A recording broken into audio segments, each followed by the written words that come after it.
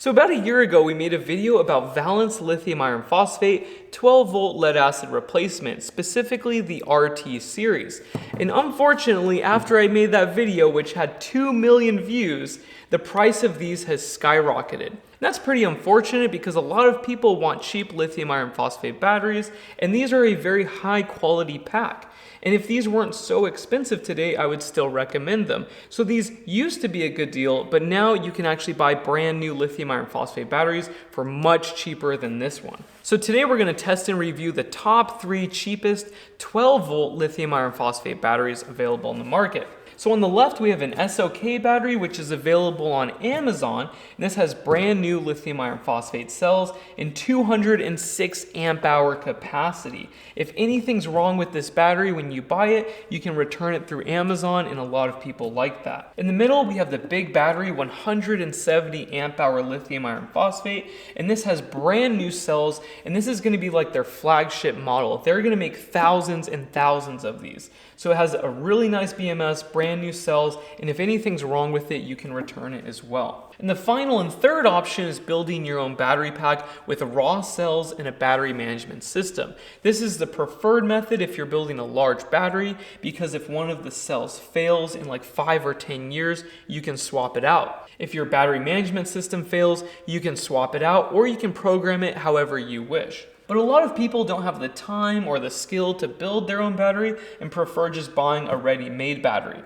And before we move on, I need to cover that there are cheaper batteries than these available on eBay and AliExpress. And recently I tore them apart, and all of them were complete junk, were falsely advertised, were not easily returnable. So even though there are other cheaper batteries, you're probably going to get ripped off, or it's a fire hazard. So I do not recommend using those batteries. Both of these batteries are using brand new cells and high quality components, large FET-based BMSs, large terminals, the proper gauge wire. So I think that these are good options. There are other cheaper options, but you have been warned, okay? Also, with DIY batteries, these ones are like half the price of these. You can get the raw cells for dirt cheap, but a lot of people do not want to build their own batteries, and I understand that. So I'm trying to have like a really good option that's cheap that anyone can buy. And for the DIY guys, we're going to talk about how cheap the cells are. And we're also going to talk about the variance in price and quality for DIY packs, because it can vary quite significantly. And just because something's cheap does not mean you should buy it, even if it's really, really, really cheap. So these are the cheapest overall but high quality batteries that I could find. And because we've already covered these DIY batteries on this channel in great detail, we're mainly going to review these and then compare them with the price of a DIY battery pack, because I don't know how well these will perform. I've never tested these two batteries, so we're going to do a capacity test and see what the cost per watt hour is and what their rated capacity is versus the advertised capacity. Now that that stuff is all out of the way, let's charge these batteries up and do a quick capacity test. Now both of these batteries are charged to 100%, but I'm going to top them up with a power supply to hit that last little bit of absorption, so we hit the high voltage disconnect in the battery management system. And the voltage meter is at the output of the BMS, and it's reading the same with 0 current going into the battery. So this battery is fully charged. And now I've connected the SOK battery, and we have 10 amps going in. So we're going to let this charge until high voltage disconnect, and then we'll be ready for a capacity test. Oh, there we go. The current has dropped to 0, so now we've hit high voltage disconnect, and this is fully charged. So first we're going to test the SOK battery, because I'm really curious if this will actually perform as advertised. For the first capacity test, we have a watt hour counter, 12-volt inverter with a heat gun. We're going to do a 0.2 C discharge rate test, which would be around 42 amps. This heat gun is not that good for this test, so I'm going to find another load. And luckily this work light pulls exactly 40 amps at 12 volts. So we're going to let this run until this battery is dead. And our results should be very accurate, because it's about 75 degrees Fahrenheit in this room, and this is a perfect 0.2 C test. So this test ran for 5 hours, and we can finally see what the test results are. And this battery is in safety mode, so we're going to wake it up with a power supply. And the results are 211 amp hours and 2,675 watt hours, which is incredible. And it took 5 hours and 17 minutes to do it. And that's pretty incredible considering how much this battery costs. And I really like these terminals. They're very strong, and there's some form of epoxy or seal, so it's probably waterproof. So let's hook up the big battery and see what happens. Now for this test, we're gonna try something different. I've never done this before. We're going to use this battery to charge up the SOK battery at a specified current. And how I'm gonna do that is I'm gonna use this 12-volt battery to power an inverter, and this inverter will power a variable current charge controller. And so I can mess with this potentiometer and change the charging current at the SOK battery, which will in turn change the current on this meter. And the goal is to pull exactly 34 amps from this battery so we have extremely accurate results. So right now this battery is charging the SOK battery, but we're pulling 43 to 44 amps. So we need to drop this down by 10 amps.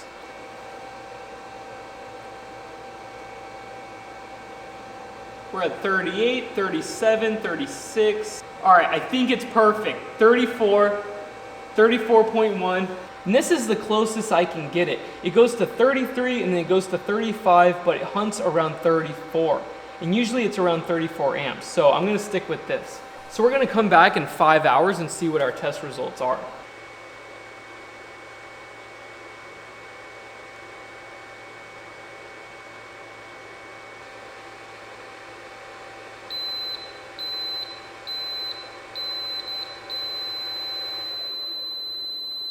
So the inverter is what's beeping, and the BMS has not disconnected yet. And this inverter goes really low. That's why I use it for these tests. So this doesn't happen that often.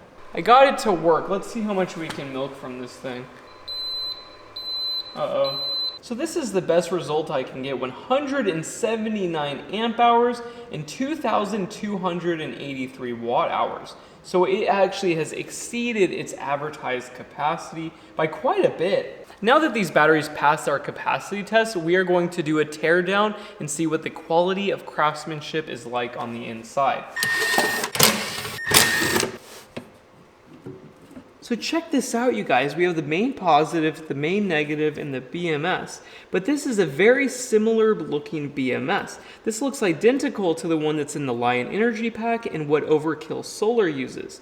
So this is a very high quality BMS if it's the same one. We have a conformal coating and large gauge wires going to these nice terminals right here. Before we go any further, we're gonna disconnect the balance plug to disengage the power that's going to that BMS output. And it's very easy to cause a short circuit with this steel case, so we need to be careful.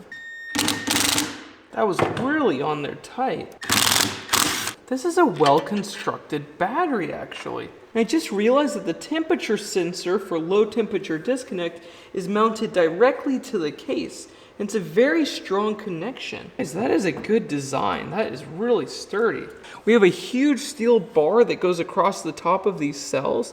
The balance leads are crimped and soldered, and you have nice thick tinned copper bus bars with heat shrink. Like, there's nothing wrong, and you can see the barcodes on the individual cells. And what's nice about this design is you can take this whole battery apart and put it back together again in minutes. And each cell states that it has 206 amp hours with a QR code that you can actually check with the manufacturer, and you can see the capacity test results of this specific cell and its internal resistance and other characteristics. When I first saw these batteries posted on Amazon, I thought they were going to be a ripoff or junk on the inside, but this is a good battery. I like this. Let's try to remove these cells in case we ever need to change one out in the future. So this is a 100% serviceable battery. I have not found one like this. This is really cool. So we have high quality cells, high quality BMS. You can series connect up to 48 volts. You can parallel connect as much as you please. It has low temperature disconnect. I mean, tell me what this thing is missing. It's serviceable, has high quality connections. Everything on this thing looks great. Everything, every single thing on here. I cannot find anything that I dislike. This is one of my new favorite batteries. This is everything that we've wanted. Actually, let's test out the low temperature charging protection system just to see if that works. There has to be something wrong with this. This thing's too nice. Now the battery is back together again and we have voltage, so the BMS output is active. So right now we're charging at 10 amps and we're gonna add the cold water to the sensor. And the current dropped to 0, guys. I missed it. Gosh, let's heat it up again and see what happens. Look at that, 10 amps. Okay, let's put it on the freezing ice cold again. And the current dropped to 0 again. This is great.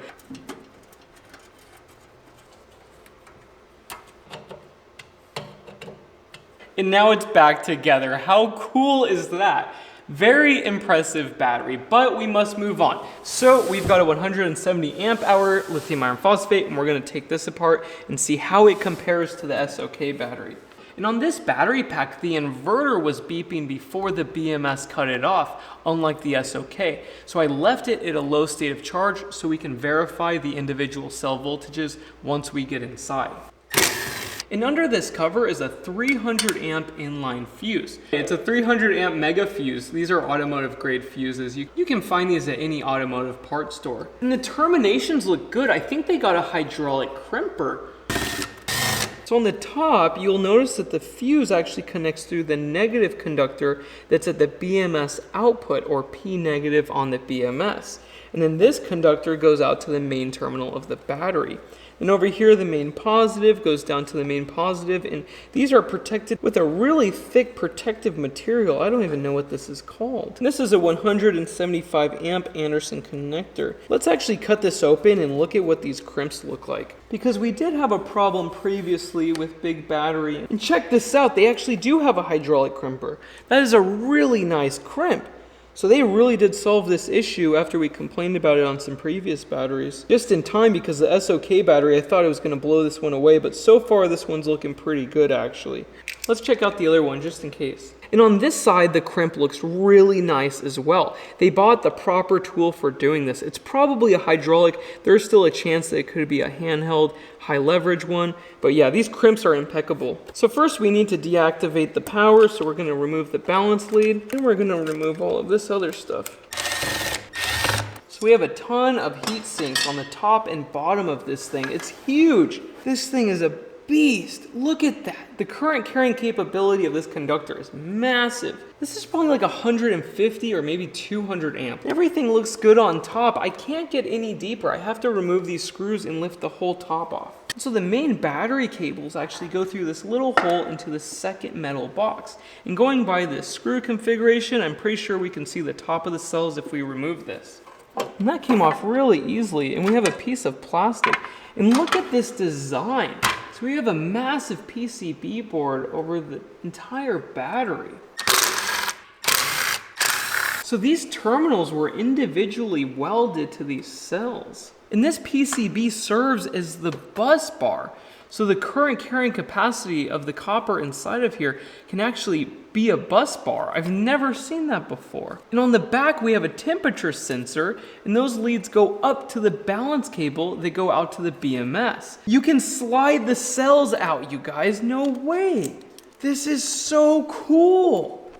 So this battery is serviceable as well. And these are brand new cells, and you can see the serial number and the QR code. And I think these are like 180 or 175 amp hour cells, because they did great on that first test. And I hope the future of lithium iron phosphate batteries is serviceability, because this makes it so easy to swap out a cell in like 5 or 10 years. And that's it, you guys. It's just a metal box. So let's put this thing back together again. But first, we need to check the cell voltages to make sure that the BMS low voltage disconnect did its job, because the inverter kept beeping. So yeah, let's check that real quick. We got 2.7, 2.7, 2.7, and 2.7. So that actually tells us that all of these cells are matched really well. Typically this BMS will top balance, and all of these cells are at such a close voltage and that they reach such a low voltage together that these are matched like perfectly. So that's really good. That means that these will last a long time. I stopped making videos for a month, and now everyone's trying to impress me with actually good designs. This is crazy. So we're gonna make the temperature sensor go around the side, and we're gonna test that out too.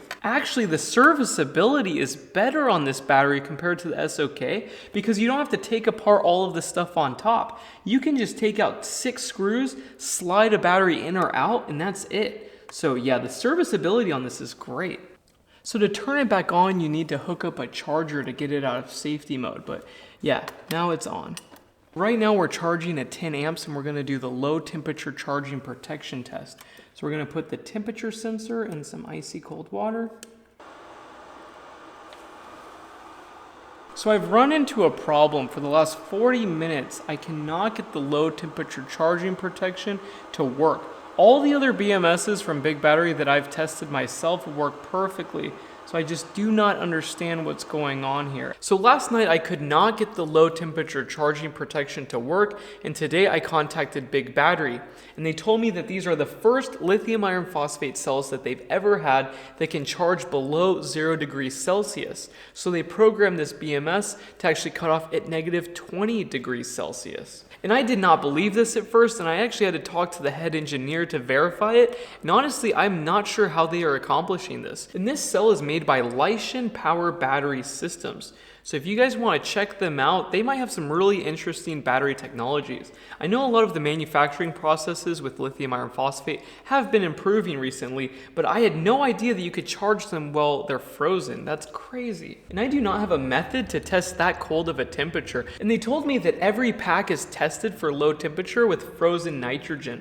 But I'm still amazed that these can actually charge below 0 degrees Celsius. Keeping up with lithium batteries is very difficult. Every single month there is new literature, new manufacturing methods, everything. It's crazy. So for the first time in ages, both of these batteries actually worked as advertised. But which one should you buy if you want a drop-in 12-volt lithium iron phosphate? I think that most people are going to go with this one because the terminals are more familiar. But I know RV and van dwellers that want to charge in freezing cold temperatures will probably go for this one. This one's technically cheaper of the two, but they're practically the same price. And I think some people will prefer the Anderson connector and some people will despise it. So it's really a personal preference. Now that we have these batteries out of the way, let's talk about DIY battery banks. Now we're going to talk about how to build your own battery for as cheap as possible. So this is in aluminum cased lithium iron phosphate cells. In the past, we used to use nylon cased cells like Winston or Sinopolys, but these have taken over the market recently. And these things are cheap. You can buy 280 amp hour cells, 4 of them, for a little over $400. Some people were telling me that they bought 4 for $320 on the forum last week. So if you want to find the cheapest possible cell around, check out my forum. I'm going to have links below where some of my forum members posted their suppliers. And you can do a bulk buy and get these things for super cheap. As long as it's lithium iron phosphate and it's a brand new matched cell, you should be able to use the cheapest cell around and still pull 5,000 charge cycles. But what I dislike about these cells is that the terminals are very small, and some people on our forum have even stripped these out. I've always been very careful when I'm tightening down these terminals because there's not many threads to hold on to right there. And even though you can buy these for super cheap, if you are using these batteries for a high vibration environment, I think there are better options, like these Fortune cells. And I like these because they take minutes to build a huge pack. There's really big bus bars that can handle a lot of current, and they use these in underground mining equipment in subways. And I've also been told that you can use an impact gun on these terminals. So I like these because I can build a very strong, amazing pack with very strong terminals in minutes, but this does cost more than this one. So in my opinion, if I were building a stationary system for like an off-grid cabin or something and it's not going to move, I'm going to use the cheapest cells that I can find. I'm going to find a supplier on the forum and order them directly from the manufacturer. Also, be sure to get these matched and check them. Do a capacity test after you receive them, because when you buy directly from the manufacturer, sometimes you're going to be the new quality control center and you're going to have to figure out if any of the cells are bad. So that's on you. Always do a capacity test after you've built a large system. But if you're not going to build a stationary system, I would recommend using Fortune cells.